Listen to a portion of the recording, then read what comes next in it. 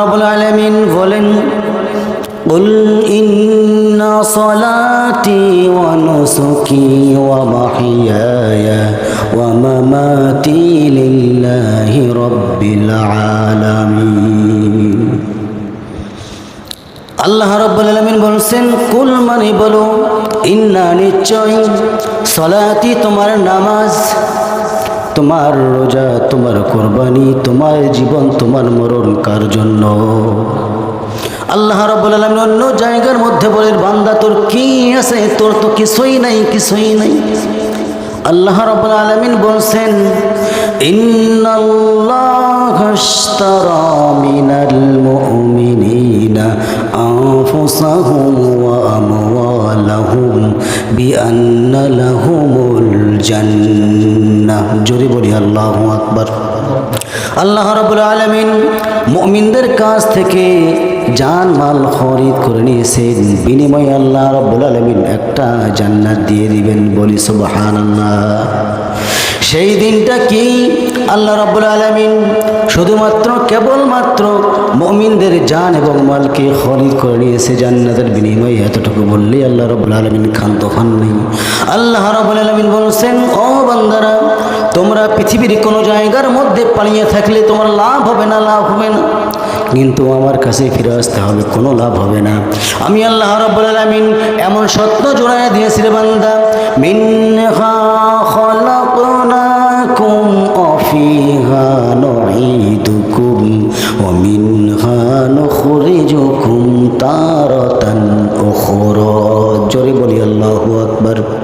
আল্লাহ রাব্বুল আলামিন বলেন, মিনহা খলাকনাকুম, দুহা হতে আমি তোমাদেরকে সৃষ্টি করেছি, ও মিনহা খলাকনাকুম ওয়া ফিহা নুঈদুকুম, আমি আল্লাহ রাব্বুল আলামিন তোমাদেরকে আবার মাটির মধ্যে মিশিয়ে নেব।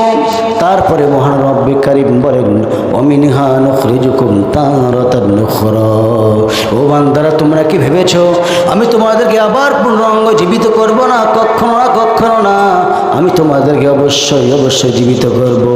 তার কারণ হলো, কাল কিয়ামতের কঠিন ময়দানের মধ্যে আমি আল্লাহ রাব্বুল আলামিন তোমাদেরকে জীবিত করে সরাসরি তোমাদের আমি বিচার ফয়সালা করে দিয়ে দেব।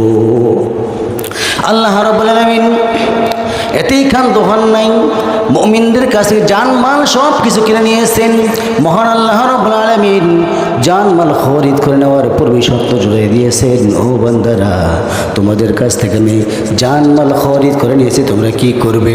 আমি আল্লাহ রাব্বুল আলামিন আমার রাস্তায় সংগ্রাম চালিয়ে যাবে এবং বিশ্বনবী মুহাম্মদুর রাসূলুল্লাহ সাল্লাল্লাহু আলাইহি ওয়াসাল্লামের পথে তোমরা জিহাদ করবে। কার পথে? মুহাম্মদুর রাসূলুল্লাহ সাল্লাল্লাহু আলাইহি ওয়াসাল্লামের পথে তোমরা জিহাদ করবে। আল্লাহ রাব্বুল আলামিন তার ইঙ্গিত দিয়ে বলতেছেন, এত সুন্দর করে জানা দিচ্ছেন, ও বান্দারা, সামনে তোমাদের কোরবানি আছে, কোরবানি করো। যদি সমর্থ থাকে কোরবানি করো। আমি আমার ভাষায় বলি, ভাইরা আমার, কোরবানি যদি করতে ইচ্ছা হয় একাই করবেন, 5 জন বিবি করবেন না। তার কারণ 5 জন যদি আমরা কোরবানি করি, এই জন্য আমি বললাম একজনই করা ভালো, কারণ 5 জনের মধ্যে 5টা মতলব আছে না নাই? আছে না? আছে না? 5টা মতলব থাকলে তাহলে কোরবানিটিকে হবে। যদি সামর্থ্য কুলায়, আপনার তো এই বিশাল বড় গরু দেওয়ার কোনো প্রয়োজন নাই, আপনি দিবেন একটাই, ঠিক কিনা? একটাই দিবেন। যদি মনের মধ্যে কোনো সমস্যা না থাকে আপনি দিতে পারেন 5 জন মিলে। আল্লাহ রাব্বুল আলামিন এই কোরবানির কথাও বলছেন, কুল ইন্না সলাতি ওয়া নুসুকি ওয়া মাহইয়ায়া ওয়া মামাতি লিল্লাহি রাব্বিল আলামিন। ও বান্দা, তুমি বলে দাও, তোমার রাসূলকে জানাই দিচ্ছেন, হে রাসূল আপনি জানাই দেন। কুল মানে বলো, ইন্না মানে নিশ্চয়ই, কুল ইন্না সলাতি তোমার নামাজ, তোমার রোজা, তোমার কোরবানি যা কিছু আছে একমাত্র কার জন্য হবে? আল্লাহ রাব্বুল আলামিন এখানে জানায়া দিচ্ছেন, ও বান্দারা, তোমরা যে কোরবানি করবে, তোমরা যে কোরবানি করবে আমার জন্য কোরবানি করবে। কোরবানি কার জন্য হয়? আল্লাহর জন্য কোরবানি হয়। আল্লাহ রাব্বুল আলামিন বলেন, ও বান্দারা, তোমরা যে আমার জন্য কোরবানি করবে, আমার জন্য কোরবানি করলেই হবে না, যা কিছু সব কিছু আমার জন্য করতে হবে। বলি সুবহানাল্লাহ।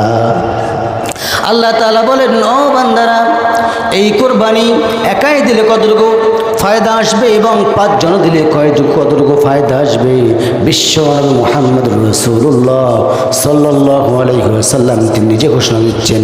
ও আমার সাহাবীরা, শোনো শোনো, সবাই মিলে যদি তোমরা একতাবদ্ধ হয়ে যাও শীষে ঢালা প্রাচীরের মতো, ভাই ভাই যদি তোমাদের মধ্যে কোনো দ্বন্দ্ব না থাকে, অবশ্যই অবশ্যই তোমরা 5 জন 10 জন মিলেও দিতে পারবে একটা কোরবানি।